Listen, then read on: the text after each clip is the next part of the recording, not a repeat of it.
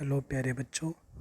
आज हम विज्ञान का कक्षा 8 का अध्याय 1 पढ़ेंगे, जिसका नाम है फसल उत्पादन और प्रबंधन।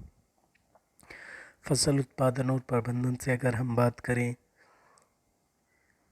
कि क्या मतलब है इस बात का, तो हमें बहुत बड़ी मात्रा में फसल का उत्पादन करना पड़ता है, क्योंकि हमारे देश की या दुनिया की बहुत बड़ी विशाल जनसंख्या है और इस विशाल जनसंख्या का पेट भरने के लिए बहुत ज़्यादा मात्रा में भोजन की आवश्यकता होती है। सबकी आवश्यकताओं को पूरा करने के लिए हमें फसल उत्पादन करना पड़ता है और फसल को उत्पादन करने के बाद उसका रखरखाव करना पड़ता है ताकि समय आने पर उसका उपयोग किया जा सके। तो उसे हम फसल का प्रबंधन भी कहते हैं।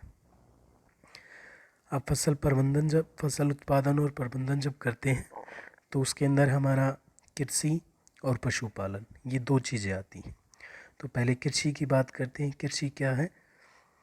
कृषि की अगर हम बात करें तो मानव उपयोग के लिए पौधों और जानवरों के विकास से संबंधित विज्ञान को कृषि कहा जाता है। फसल क्या चीज़ है? जैसे मैं उदाहरण के लिए बात करूं गेहूं की फसल, तो इसका मतलब है खेत में जितने भी पौधे हैं वो गेहूं के हैं। तो फसल के लिए अगर हम परिभाषित करें तो भोजन, वस्त्र इत्यादि के लिए बड़े पैमाने पर उगाए गए पौधों को फसल के रूप में जाना जाता है। फसल मुख्यतः दो प्रकार की होती है, खरीफ की फसल और रबी की फसल। मौसम के आधार पर ये दो फसलों के प्रकार विभाजित किए जाते हैं।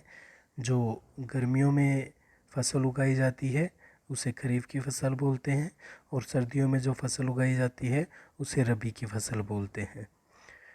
खरीफ की फसल के उदाहरण की बात करें तो जैसे चावल, मक्का, कपास, मूंगफली, ये सब खरीफ की फसल के उदाहरण हैं। तो खरीफ की फसल जो हमारी वो गर्मियों में जून और जुलाई के बीच में उगाई जाती है। चावल, मूंगफली, मक्का, कपास, दालें, ये सब खरीफ की फसलें हैं। रबी की फसलें जैसे गेहूँ, जौ, मटर, चना, ये सब अक्टूबर नवंबर में उगाई जाती हैं। आलू, मटर, सरसों, ये सब रबी की फसलें हैं जो अक्टूबर नवंबर में उगाई जाती हैं। अब जब कभी भी कोई भी फसल उगाई जाती है तो फसल उगाने से पहले किसान को कुछ तैयारियां करनी पड़ती हैं और वो तैयारियां जो किसान करता है, जिन तरीक़ों को वो अपनाता है, उन्हें कृषि पद्धति या फसल पद्धति कहा जाता है। इनके अंदर क्या क्या चीज़ें शामिल है? सबसे पहला है मिट्टी की तैयारी, दूसरा है बीजों का चयन और बुआई, तीसरा है खाद और उर्वरक जोड़ना, चौथा है सिंचाई, पांचवा है खरपतवारों से बचाव, छठा है कटाई, सातवां है भंडारण। अब इनकी बारी बारी से बात करेंगे। जैसे सबसे पहले बात करते हैं मिट्टी की तैयारी की। तो जब मिट्टी की तैयारी की जाती है तो मिट्टी की तैयारी में हम बात करते हैं मिट्टी की जुताई की, मिट्टी को समतल करने की, उसके अंदर उर्वरक शामिल करने की। जब मिट्टी की जुताई की जाती है तो मिट्टी की जुताई के लिए हम उपकरणों का उपयोग करते हैं, जैसे हल का उपयोग करते हैं। और जुताई करने का मतलब है मिट्टी को ढीला कर देना ताकि मिट्टी के अंदर आसानी से बीज जो हैं वो अंदर जा सकें।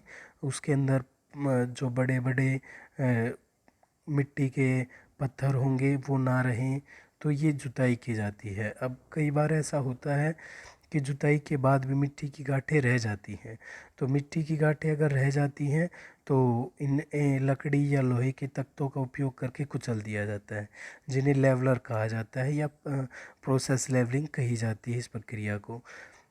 अब बात करते हैं हम बीजों के चयन की। जब कभी भी बीजों का चयन किया जाता है तो बीजों का चयन करने के लिए अच्छी गुणवत्ता वाले स्वस्थ बीजों का चयन करना फसल उत्पादन का अगला महत्वपूर्ण हिस्सा है। अब बीजों का चयन करने के बाद बीजों की बुआई होगी। जब बीजों की बुआई की जाएगी तो बुआई मिट्टी में बीज रखने की प्रक्रिया है। बुआई मैनुअल रूप से भी की जा सकती है या बीज ड्रिल नामक कार्यान्वयन की सहायता से भी की जा सकती है, मतलब मशीनों की सहायता से भी की जा सकती है। जब मैनुअल बात हम करते हैं मैनुअल बुआई, तो मैनुअल बुआई की बात करें तो इस प्रक्रिया में सीधे मिट्टी में बीज छिड़कना शामिल है। इस तरीके से जो बीज बोए जाते हैं वो समान रूप से वितरित नहीं होते, कहीं पर बीज कम, कहीं ज़्यादा, कहीं बीज ऊपर रह जाता है, कहीं नीचे रह जाता है। ठीक गहराई में बीज पहुंचा नहीं पहुंचा, इस बात को भी सुनिश्चित हम नहीं कर पाते। जब बीज ड्रिल की हेल्प से, बीज ड्रिल की सहायता से ऐसा किया जाता है तो बड़े अच्छी तरीके से हमारी फसल की पैदावार होती है। बीज ड्रिल का उपयोग करके जो भी बीज हम बोएंगे वो समान रूप से वितरित होंगे और मिट्टी में सही गहराई पर लगाए जाएंगे।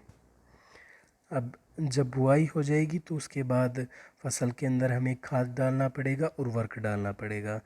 खाद और उर्वरक क्यों डालना पड़ेगा? क्योंकि जैसे जैसे खेतों में फसल लगातार बढ़ती है तो फसलों में जिस मिट्टी में हमने फसल लगाई है उस मिट्टी में खनिजों की कमी हो जाती है।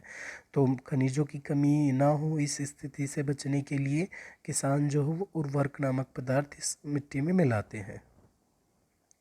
अब बात करते हैं सिंचाई की। सिंचाई क्या है? सिंचाई का मतलब है खेतों में पानी देना।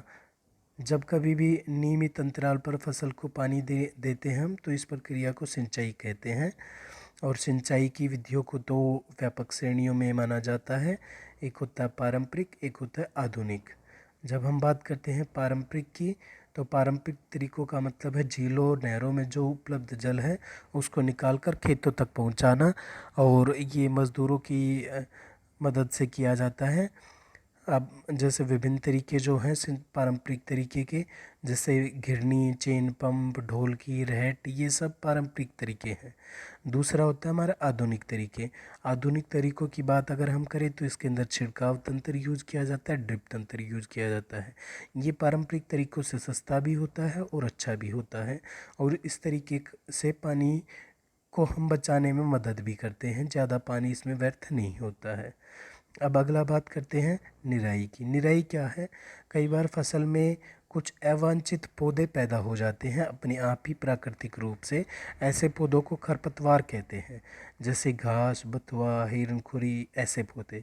खरपतवार निकालने की जो प्रक्रिया है इसको निराई कहा जाता है। निराई मैनुअल रूप से भी की जा सकती है और रसायनों के उपयोग से भी की जा सकती है। जब मैनुअल रूप से निराई की बात करते हैं तो इनको हाथों से उखाड़ा जाता है या कुदाल से, ऐसे उपकरणों से निकाला जाता है। लेकिन इसके कुछ नुकसान भी हैं। अगर मिट्टी की सतह ढीली और नम नहीं हुई तो खरपतवार को निकालना मुश्किल होगा, और ये काम महंगा भी होता है अगर इसको मैनुअल करवाया जाए तो, क्योंकि मज़दूरी अधिक लगती है इसके अंदर।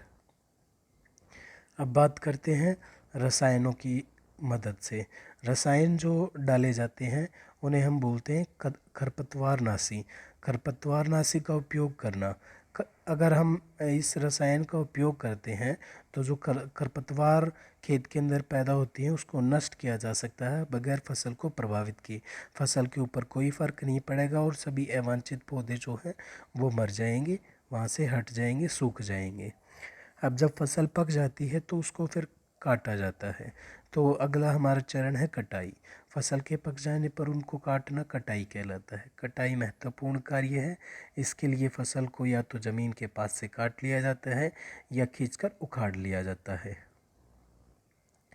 अब बात करते हैं थ्रेसिंग की। जब फसल कट जाती है तो कटी हुई फसल से अनाज को अलग करने की प्रक्रिया को थ्रेसिंग कहा जाता है। अगला है हमारा विनोइंग। जब हम फसल से अनाज को अलग करते हैं तो हम देखते हैं कई बार वहाँ पे भूसा भी होता है, तो भूसे से अनाज को अलग करने की जो प्रक्रिया होती है उसको विनोइंग कहा जाता है। कंबाइन हार्वेस्टर नामक मशीन का उपयोग जो है कटाई और थ्रेसिंग दोनों के लिए किया जा सकता है, और विनोइंग मैनुअल रूप से भी की जा सकती है और मशीन की मदद से भी की जा सकती है। अब बात करते हैं भंडारण की। जब भंडारण किया जाता है फसल का तो भंडारण करने के लिए हमें उसको लंबे समय तक सुरक्षित रखना है। भंडारण का मतलब क्या है? फसल की कटाई के बाद उसको लंबे समय तक सुरक्षित रखने की प्रक्रिया। भंडारण में अनेक बातों का ध्यान रखा जाता है, जैसे कि फसलों को साफ, शुद्ध, नमी रहित, चूहे एवं सूक्ष्म जीवों से सुरक्षित रखना होता है। वर्तमान में फसल का जो भंडारण है वो साइलो और भंडार गृहों में बोरों या अन्य किसी धातु के पात्रों में किया जाता है। जो भंडारण क्षेत्र उसको साफ और सूखा रखा जाना चाहिए, कीटों को दूर रखने के लिए पहले से ही कीटनाशकों का छिड़काव किया जाना चाहिए। अनाज की सुरक्षा करने के लिए भंडारण क्षेत्र का समय समय पर निरीक्षण भी करना आवश्यक है। अब बात करते हैं पशुपालन की। जब हम पशुपालन की बात करते हैं तो हमें जानवरों से भी कई तरह के खाद्य पदार्थ प्राप्त होते हैं। भोजन और अन्य ज़रूरतों के लिए बड़े पैमाने पर जानवरों का पालन करना पशुपालन कहलाता है। जैसे दूध हमें पशुओं से प्राप्त होता है और दूध से हमें काफ़ी सारे उत्पाद मिलते हैं। गाय, भैंस, बकरी, ऐसे ये जो जानवर हैं इनसे दूध प्राप्त किया जाता है और दूध का उपयोग फिर मक्खन, घी, पनीर, दही जैसे अलग अलग उत्पादों को तैयार करने के लिए किया जाता है। इसके बाद बात करते हैं मांस की। मांस भी हमें जानवरों से मिलता है। मांस जो है बकरी और चिकन जैसे जानवरों से प्राप्त किया जाता है। लोग कई प्रकार की मछली, झींगा मछली या अन्य समुद्री जानवरों को भी खाते हैं। इसी के साथ हमारा चैप्टर ख़त्म होता है। धन्यवाद। चैनल को सब्सक्राइब करना ना भूलें, वीडियो को अच्छे से देखें और ज़्यादा से ज़्यादा इसको लाइक करें और सब्सक्राइब करें, बेल का बटन दबाएं ताकि हर नई वीडियो आप तक पहुंचती रहे। Thank you.